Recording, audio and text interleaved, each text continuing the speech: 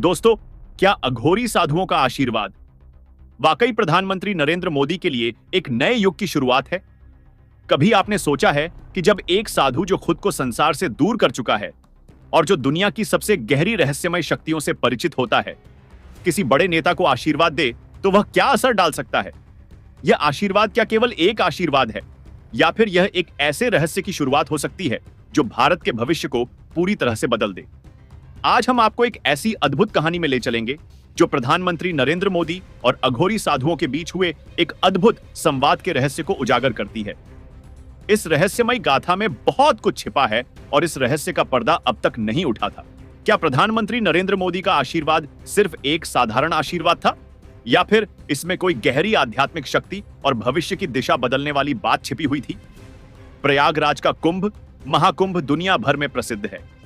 यह वह भूमि है जहां हर साल लाखों लोग एक साथ आकर अपनी आत्मा की शुद्धता के लिए गंगा के पवित्र जल में स्नान करते हैं। लेकिन इस बार कुंभ का माहौल कुछ अलग था। इस बार का कुंभ महाकुंभ उस कारण और भी खास हो गया था क्योंकि प्रधानमंत्री नरेंद्र मोदी ने भी संगम में डुबकी लगाई थी।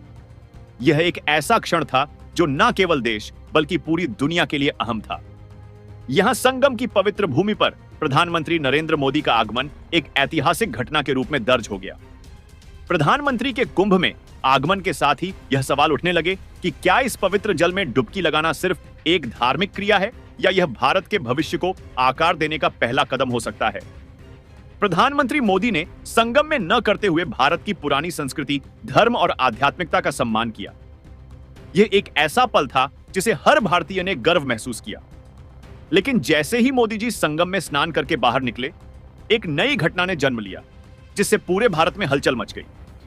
अघोरी साधुओं ने प्रधानमंत्री नरेंद्र मोदी को 100 साल से अधिक जीने का आशीर्वाद दिया और साथ ही एक और आशीर्वाद दिया, भारत को हिंदू राष्ट्र बनाने का।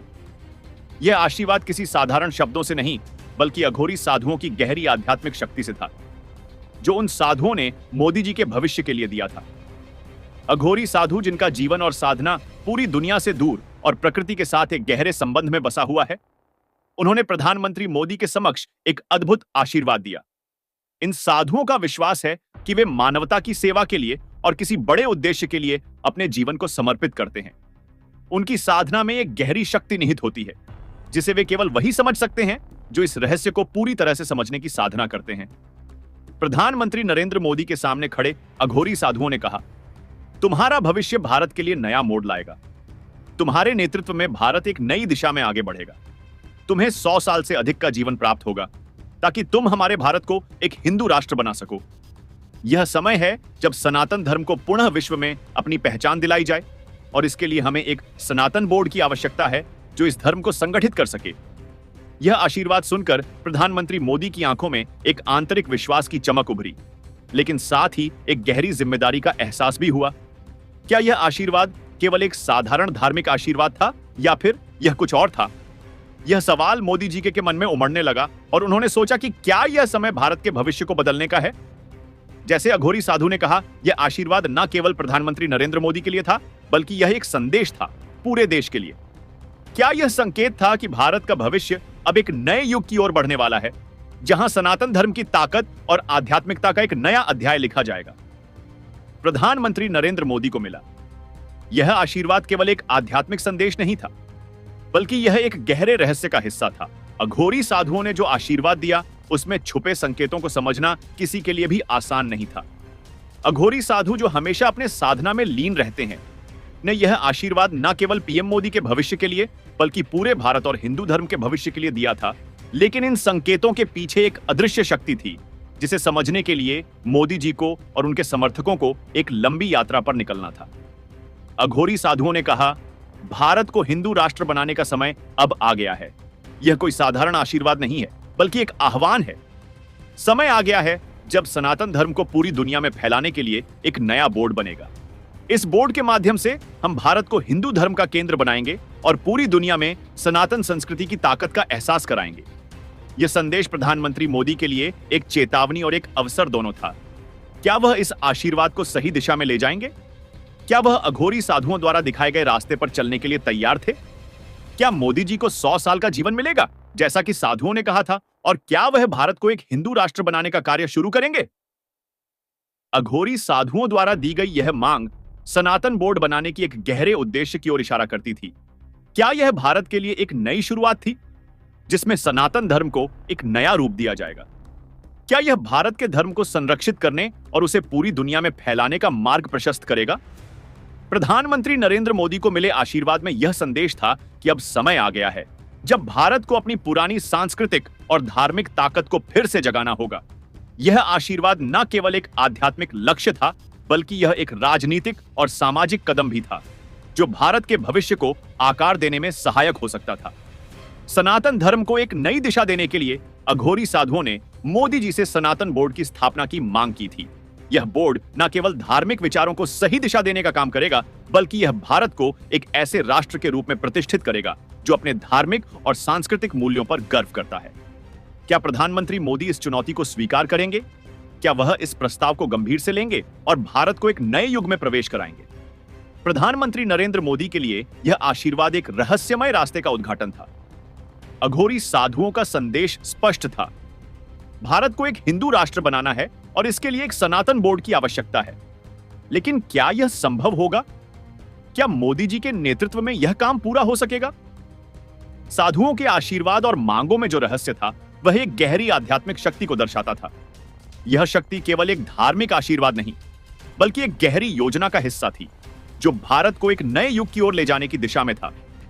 इस रहस्य को समझने के लिए प्रधानमंत्री मोदी को अपने भीतर और बाहर दोनों जगह एक नई यात्रा पर निकलना होगा। कुंभ महाकुंभ में मिले इस आशीर्वाद के बाद मोदी जी का मन इन सवालों से जूझने लगा। क्या वह अघोरी साधुओं द्वारा दिए गए आशीर्वाद और संकेतों का पालन करेंगे? क्या वह उस सनातन बोर्ड की स्थापना के लिए कदम बढ़ाएंगे जैसा कि अघोरियों ने कहा था? और क्या वह भारत को एक हिंदू राष्ट्र बनाने का कार्य शुरू करेंगे? प्रधानमंत्री नरेंद्र मोदी को मिला यह आशीर्वाद न केवल उनके जीवन का एक महत्वपूर्ण मोड़ था, बल्कि यह पूरे भारत के लिए एक रहस्यमय संकेत था। यह आशीर्वाद एक नया रास्ता दिखा रहा था, एक रास्ता जो भारतीय संस्कृति, धर्म और राजनीति के भविष्य को आकार दे सकता था।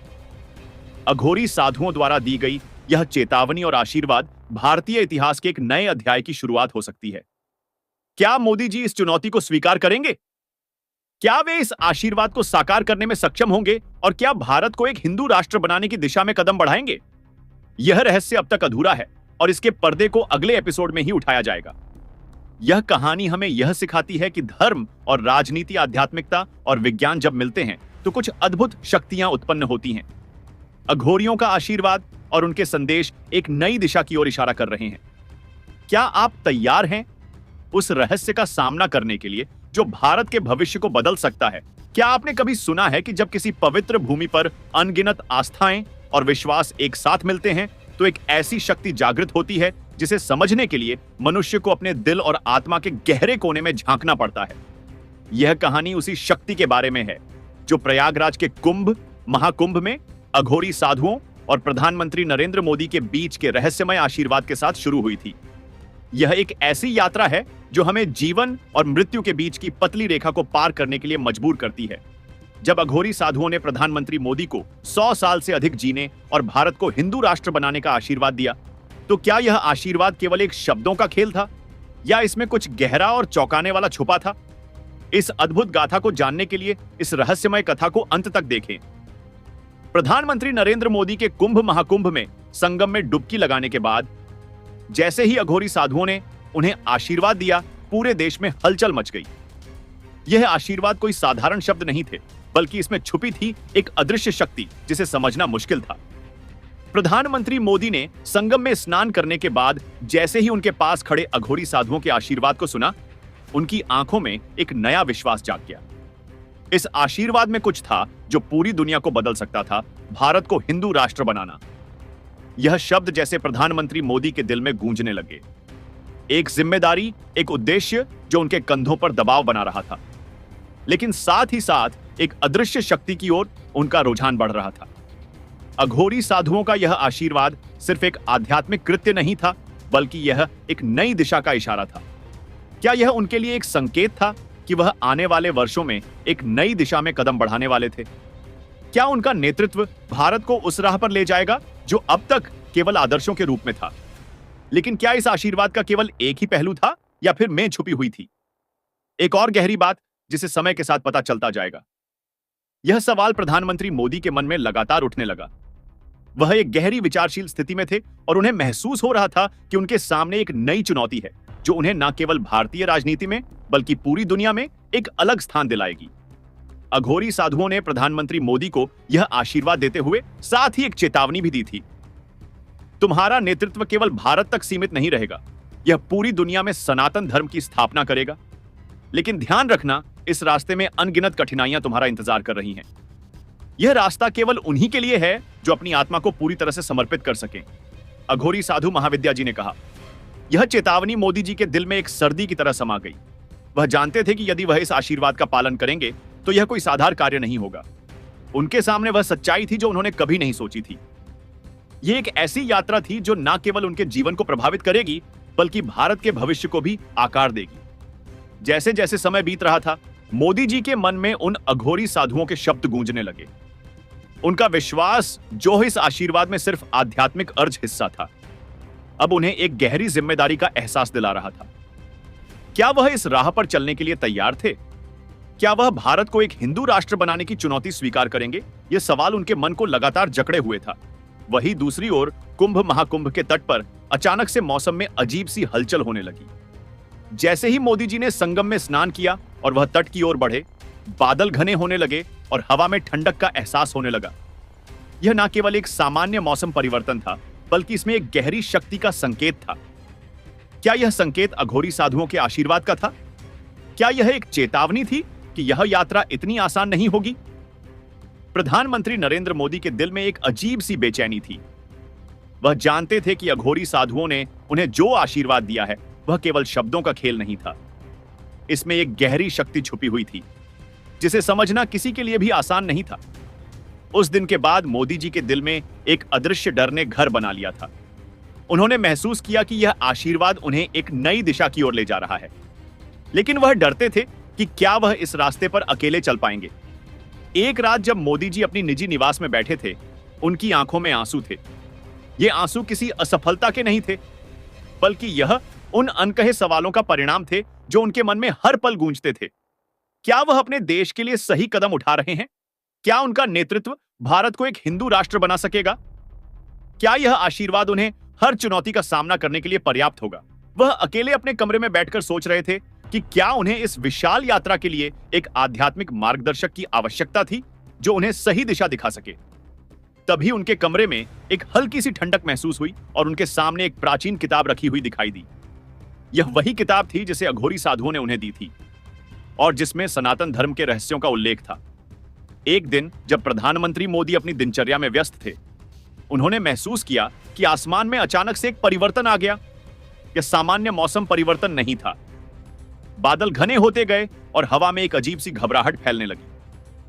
प्रधानमंत्री मोदी ने तुरंत अपने सहकर्मियों को सूचित किया कि उन्हें क्या हो रहा था। वह महसूस कर रहे थे कि कुछ बड़ा होने वाला था। जैसे ही वह अपनी कार से बाहर निकले, अचानक आकाश में एक विशाल आंधी आई। आंधी के साथ तेज बारिश हुई और दृश्य बदलने लगे। यह अचानक बदलाव प्रधानमंत्री मोदी के लिए एक स्पष्ट संकेत था। यह घटना किसी सामान्य प्राकृतिक घटना से कहीं अधिक थी। यह एक अदृश्य शक्ति का काम लग रहा था जो किसी बहुत बड़ी योजना का हिस्सा हो सकती थी। क्या यह वही शक्ति थी जिसका आशीर्वाद अघोरी साधुओं ने दिया था? प्रधानमंत्री मोदी ने अपने मन में एक नया विश्वास महसूस किया। यह आशीर्वाद, यह शक्ति उनके लिए एक संकेत था कि अब समय आ गया है जब भारत को उस दिशा में आगे बढ़ाया जाएगा जहां वह सदियों से खड़ा था। वह जानते थे कि इस रास्ते में बहुत सी चुनौतियां होंगी, लेकिन उनके दिल में एक अनकहा विश्वास था जो उन्हें इस यात्रा पर चलने के लिए प्रेरित कर रहा था। दोस्तों, सबसे पहले वीडियो लाइक कीजिए और बीजी भास्कर चैनल को सब्सक्राइब कीजिए। प्रधानमंत्री नरेंद्र मोदी के सामने अब एक बड़ा सवाल था। क्या वह इस आशीर्वाद और चुनौती को स्वीकार करेंगे? क्या वह इस ऐतिहासिक पल को सही दिशा में बदलने के लिए तैयार थे? अघोरी साधुओं के आशीर्वाद में केवल एक आध्यात्मिक शक्ति नहीं थी, बल्कि एक गहरी योजना भी छुपी थी जिसे समझना मुश्किल था। आखिरकार मोदी जी ने यह फैसला लिया कि वह इस आशीर्वाद का पालन करेंगे और भारत को एक नया दिशा देंगे। उन्होंने अपने सहयोगियों को सूचित किया कि अब समय आ गया है। जब भारत को एक हिंदू राष्ट्र बनाने की दिशा में कदम बढ़ाए जाएंगे। यह कोई आसान काम नहीं था, लेकिन मोदी जी का मन यह समझ चुका था कि यह यात्रा केवल उनके लिए नहीं, बल्कि पूरे देश के लिए महत्वपूर्ण थी। लेकिन मोदी जी के इस फैसले के साथ ही एक और रहस्य खुलने वाला था। क्या यह सही कदम था? क्या उनके सामने आने वाली चुनौतियां उन्हें इस रास्ते पर चलने से रोक पाएंगी? अगले एपिसोड में हम इस रहस्य का पूरा खुलासा करेंगे। यह कहानी हमें यह सिखाती है कि जीवन में कभी भी किसी आध्यात्मिक शक्ति को हल्के में नहीं लेना चाहिए। अघोरी साधुओं का आशीर्वाद और उनकी चेताया एक नए युग की शुरुआत की ओर इशारा कर रही है। क्या प्रधानमंत्री मोदी इस राह पर चलने के लिए तैयार होंगे? अगली कड़ी में हम इस रहस्य को और गहराई से जानेंगे और देखेंगे कि भारत का भविष्य किस दिशा में जाएगा। तब तक के लिए धन्यवाद।